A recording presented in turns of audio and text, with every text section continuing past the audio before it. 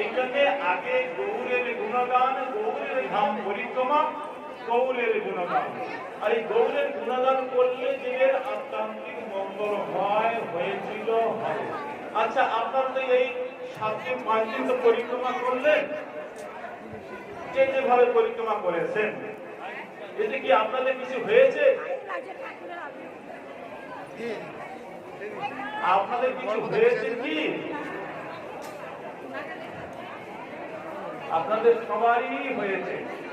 তার প্রমাণ আপনাদের যে হয়েছে তার প্রমাণ সনাতন গোস্বামীপাদ বলছে, আমার কথা না। সনাতন গোস্বামীপাদ একটি উদাহরণ দিয়ে বলছেন, সারা